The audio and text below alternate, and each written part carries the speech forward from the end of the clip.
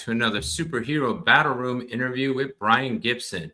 It's been a couple years since we interviewed him and on a different digital platform. So we're just going to re-bring the message at a better place in a better space. So Brian is a military man who has served his country and is now serving our community, bringing a safe space in their trials. We got to visit their beautiful location. You can go look at prior episodes if you want to check it out. But Brian's going to share his story on what made him transform people's lives into the safe spaces. Hey, Brian, do I have you? Yes, you do. All right. Live from Project Die Hard. All right. What inspired you to join the military? So we're going to visit the past to get to the present. Well, what inspired me to join the military? It's a family history. I can trace my lineage serving this country all the way back to the Revolutionary War. If you're a male in my family, it's not if you're going to join, it's when you're going to join.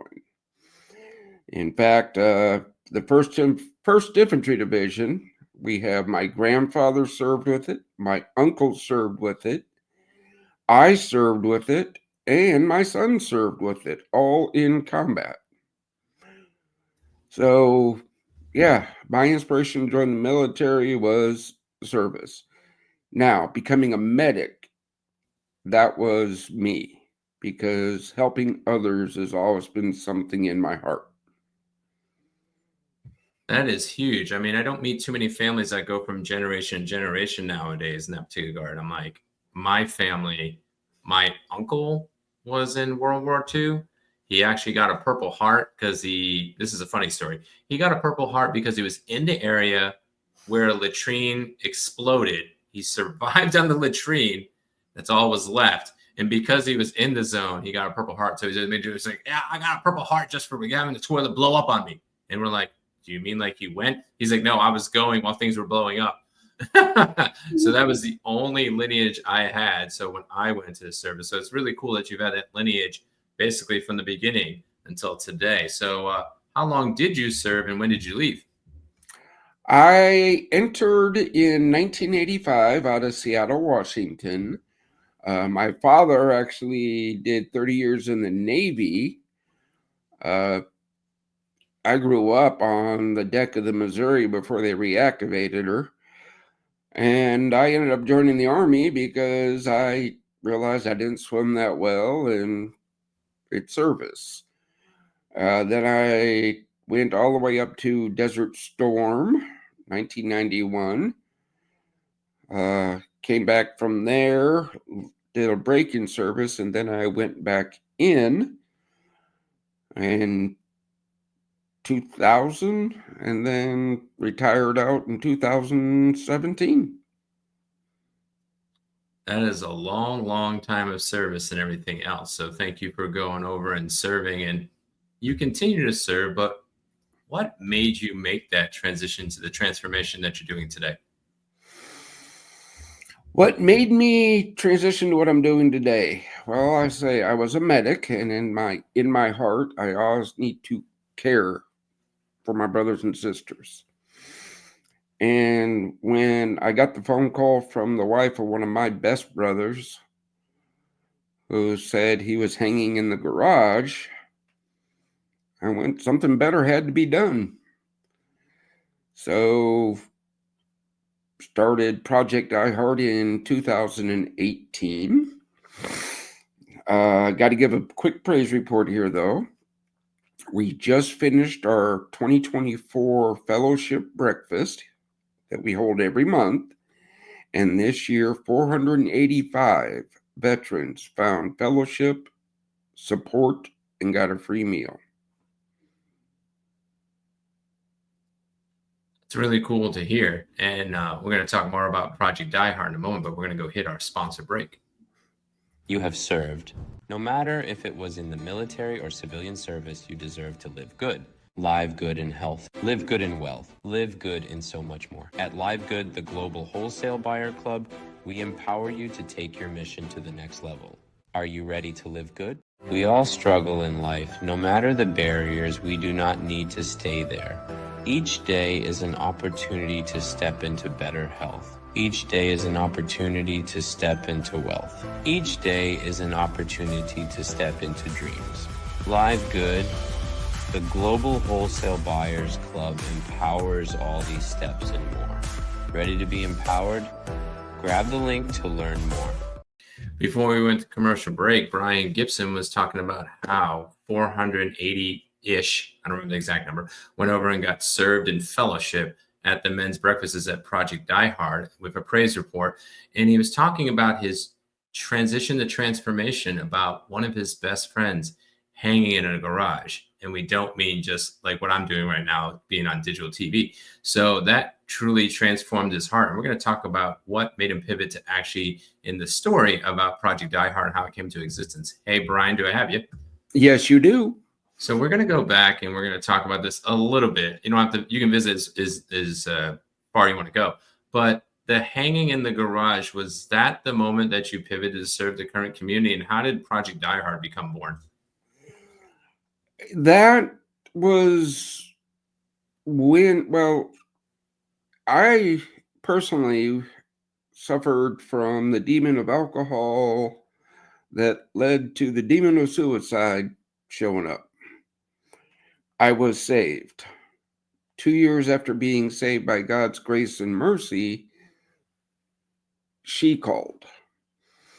I went back to my father going, what am I supposed to do here? You saved me.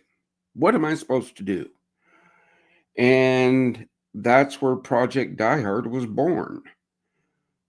It's a mission to bring hope to my brothers and sisters. That place is beautiful. You can check out the videos on Project Die Hard. If I remember correctly, it's on 20 acres of land with a 10,000 square foot building, or 20,000? 10,000. 10,000. I always get those numbers confused. So, Yeah. and it's a beautiful place that's supposed to be housing, I think, 12 veterans, right? And it can serve a couple families. 12 single veterans and 2 veterans with their families when it's completed. Yeah. So when the goal of Project Die Hard is to not go over and just serve in Wakanda, Illinois, and me and Brian have worked together and I've done some fundraising, is to have a Project Die Hard in each and every state, because we have now estimate of 44 veterans unaliving themselves a day. And we want them to have a purpose and belongingness. And that's also what the breakfasts and everything. And because Brian is going to share on this next piece on why and how he helps others. Like, what is your secret fuel when pressure and tough times come so you can help others during those seasons? My secret fuel is literally scripture. That's my secret fuel. I dive into scripture whenever I'm troubled. I dive into prayer. I seek wisdom. I reach out.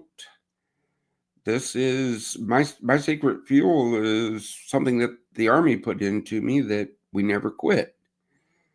One of the down things that in my career as a medic is I could never lose it. I always had to be the one in control, but then when it's all said and done, what does Doc do? But for my brothers and sisters, it's all about hope. When we sit and we talk at the fellowship breakfast, or I talk to a veteran, we figure out, hey, what's going on? What put you where you're at and why? And then we work together to bring them out of that. That is the beautiful thing. I got to go to one of those breakfasts and you get a unique sense of the divine in that breakfast, even if you're not in the divine from that breakfast. That was the beautiful thing. So, Brian, one last question that we ask all our guests is 3 superhero tactics. So we're going to go put yourself back in the breakfasts that you served every single month, those 480 plus people that come. And let's say you only had maybe a couple minutes with them. What would you give them as 3 superhero tactics so they can just go from the surviving to thriving, which would bring them hope? The 3 superhero tactics I try to impart is, and it's a cliche, it's okay not to be okay. It's okay to ask for help. and accept help. Those are the three things I impart on my brothers and sisters whenever I really sit down and talk for a minute or two is, look, guys, look what you've been through. Nothing's worse than that. Don't give up here.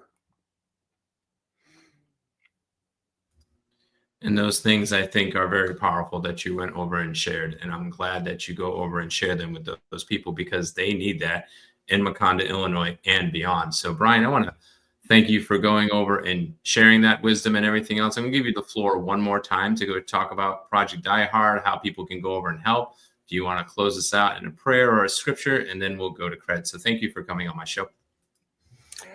Well, everybody, Daniel Faust, his wife are great people. I'm going to give prouds to him because in 2022, when they came to our Hope Stock event, they helped save 2 veteran marriages. And God, that was a great weekend. Project Die Hard is a faith-based, scripture-led veteran nonprofit. No leadership has or ever will receive a salary. We work with the blessings we receive. And for more information, you can go to projectdiehard.org. You can find us on all the social media channels. Please like, follow, and share because we do not spend money on advertising. That's about it, brother.